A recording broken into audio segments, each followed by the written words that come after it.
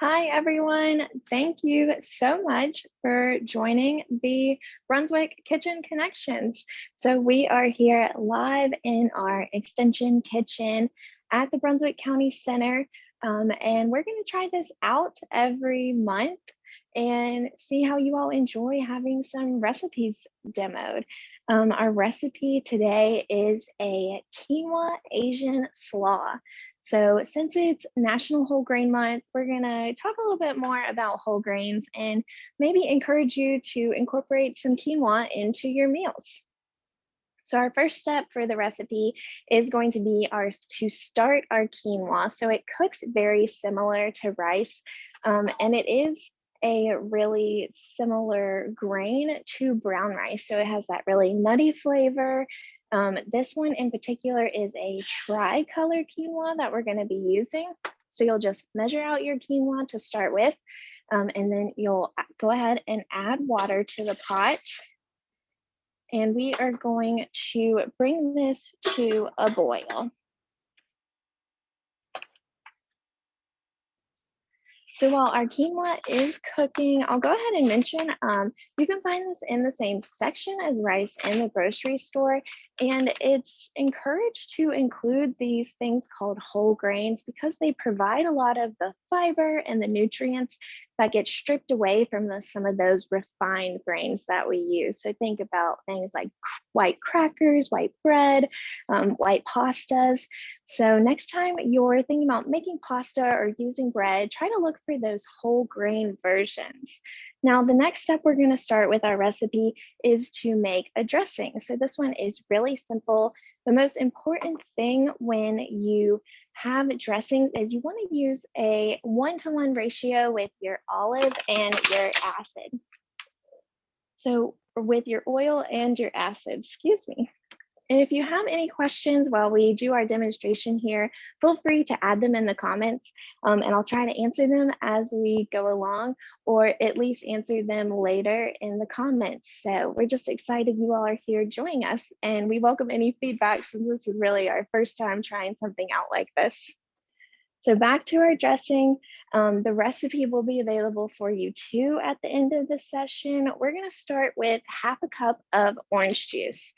So you want to look for 100% orange juice, and we'll measure about 1/2 cup out here and add it to our container. You could use a container like this, you could use a mason jar, or you could also use a bowl and whisk these ingredients together.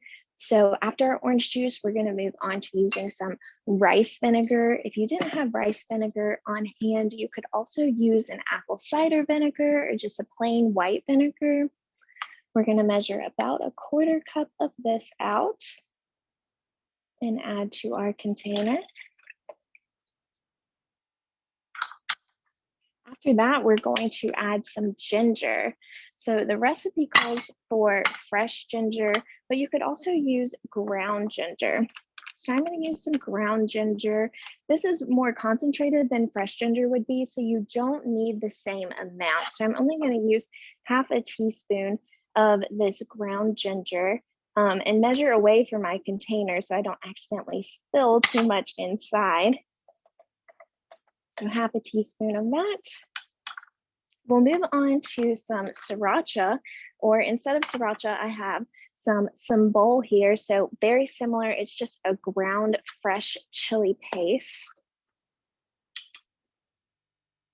So I'm going to use about 1 teaspoon of this. Now, if you don't like the taste of chilies, or you don't like any spicy foods, I would avoid using the sambal or the sriracha, or just use a smaller amount. So now we've got that in there. Our final step is going to be to add some olive oil. So I'm going to use about 1/4 cup of olive oil as well. Okay, now I can see that my pot is boiling over here, so I'm going to stir it and go ahead and turn it down so it can simmer. We want all of the water to cook out of our quinoa.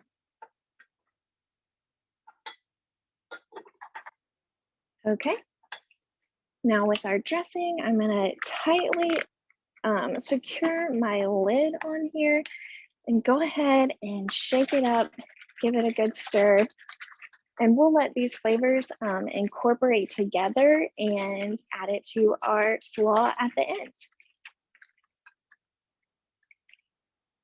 Okay, so next step I'm going to move on to is chopping some of our ingredients. So our first ingredient is going to be red cabbage. I'm using about half of a red cabbage and going to slice it up here. You could use previously shredded cabbage as well.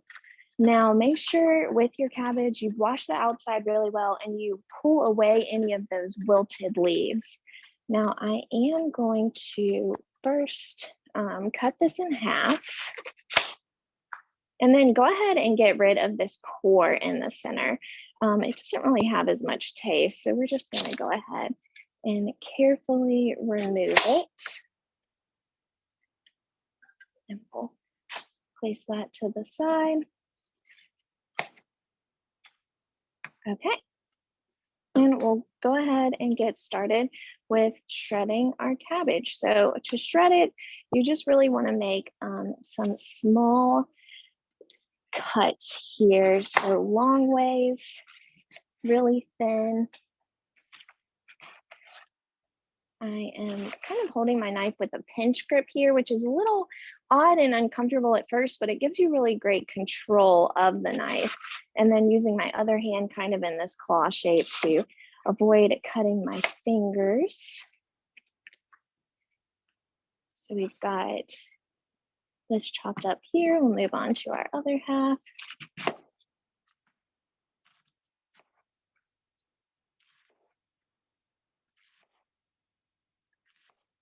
And then just to make this into some more bite-sized pieces, I'm going to go ahead and kind of slice across here.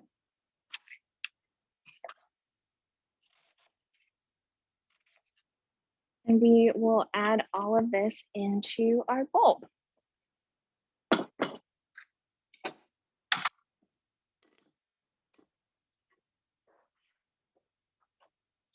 And you may have to kind of break some of the cabbage up a little bit when you do this.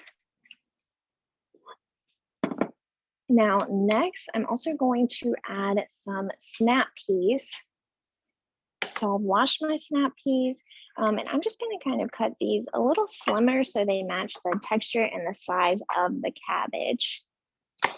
So you're going to do a nice medium cut here just across the top.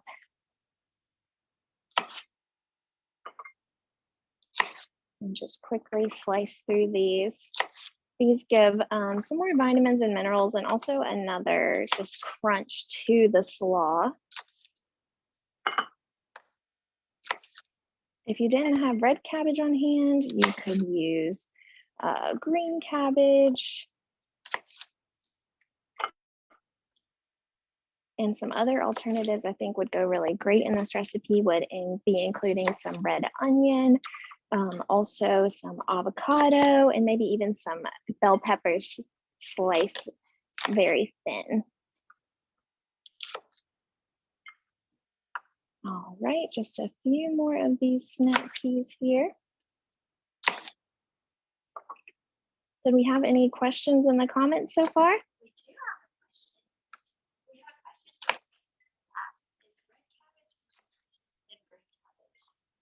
That is a great question. Now I am talking to, I like to call her my production manager now, Rachel. She is another member of our staff here at the Extension office, and she's kind of helping me behind the scenes. So if you see me talking to anyone, that is her back there. And maybe one day I'll get her to join me on this side of the camera. But I wouldn't say one is more nutritious than the other when it comes to red and green cabbage. They do have some different vitamins and minerals between the two. And if you wanted and you like the taste of green cabbage, you could do a little mixture of both in here. You wouldn't have to necessarily pick one or the other. Okay.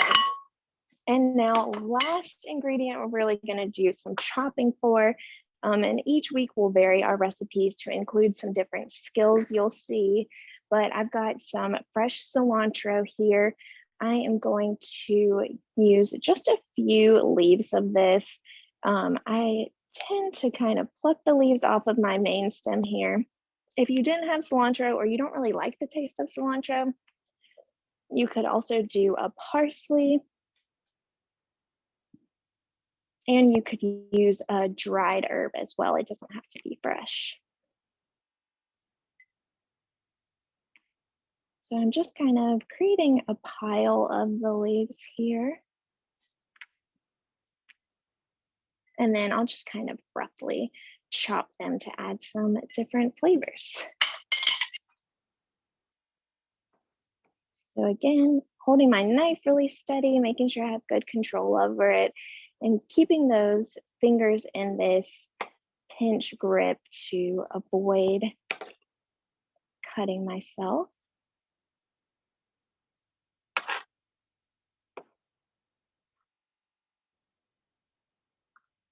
Okay, so we've got our cilantro, and we'll add that to our bowl.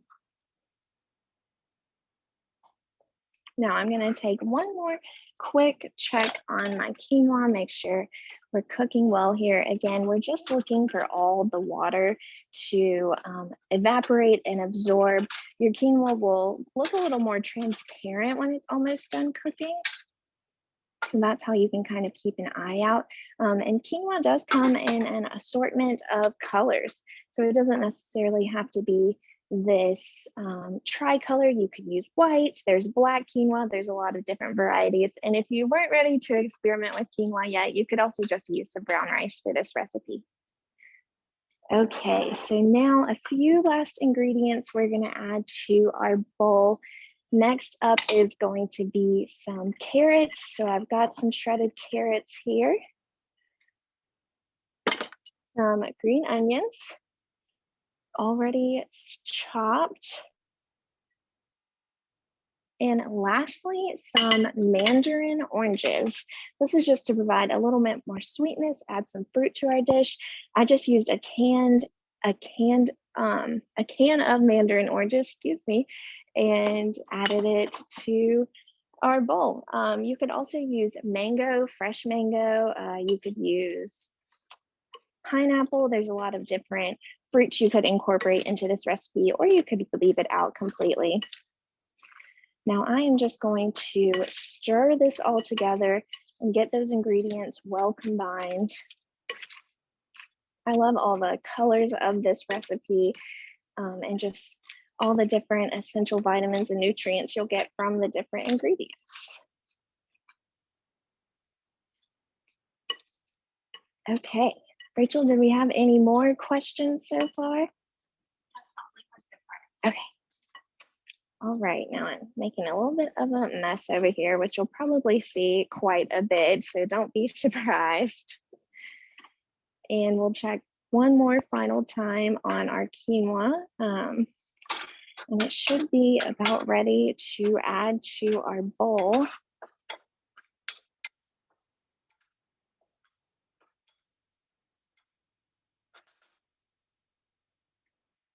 Okay, I'll wait a few more minutes.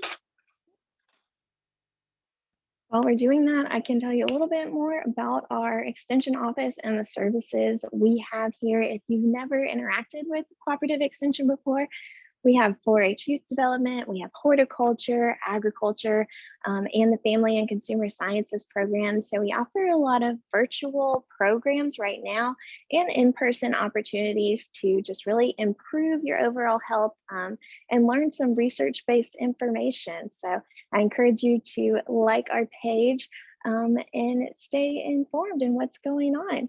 Like I mentioned, we are going to try this monthly segment now. So if you ever have a recipe you'd like to see or some ideas for some skills you'd like to see, we encourage you to reach out to us and let us know.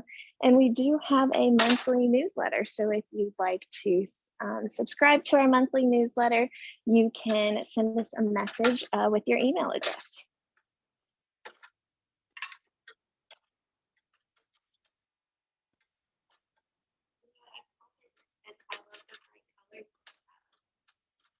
Yes. Someone had mentioned they love the colors, and that's one of my favorite parts too. It is a nice, could be a spring or a summer salad, but also fall. We have a lot of these um, different ingredients available to us. Okay, so I've got my quinoa all complete here. You can see all the water is gone, and it's kind of yielded a lot more than you realize. So I would say kind of keep that in mind and maybe make a lot of quinoa at one time and just plan to use it for some other dishes throughout the week. So I've added my quinoa straight into the salad here and just going to combine these ingredients even further. You can eat this dish immediately as it is after we add our dressing, or you could also refrigerate it for about 20 minutes and then have a nice cool side dish. So we recently practiced the recipe and I had it for dinner with some grilled chicken and it was delicious. But I think you could add some lentils and maybe even some white beans to get some extra protein and have this as a plant-based meal as well. So now that we've got all of our ingredients well mixed in here, I'm going to come back to our dressing, give it another little stir here, and go ahead and pour it over top.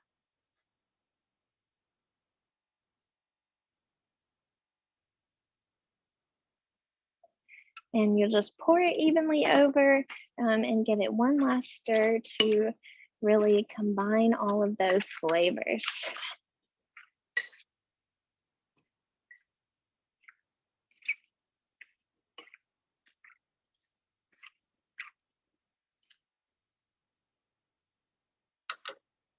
And there we have it. I know everyone in our office will be excited to add this as an addition to your lunch. I want to say thank you all for joining us and watching this demonstration of the quinoa Asian slaw. We will post the recipe in the comments and add it to the description with this video. And we hope to see you again for our kitchen connection. We will be hosting these the third Monday of every month at noon. So we'll see you in October and we'll most likely have more of a fall inspired recipe. So thank you all. We have one more question. Yeah, okay, we have one more question before we go. Someone would like to know where you got your shaker for your dressing. Oh, yes. So someone had a question about the shaker we used. It has the measurements on the side, and I actually just found this at Walmart. So easy to add your ingredients in and mix them up. And you could store, your dressing in the fridge for probably 1 to 3 days, especially without adding any fresh herbs or anything that could really spoil. So yeah, great little tool. But you could also use a mason jar as something you would already have on hand.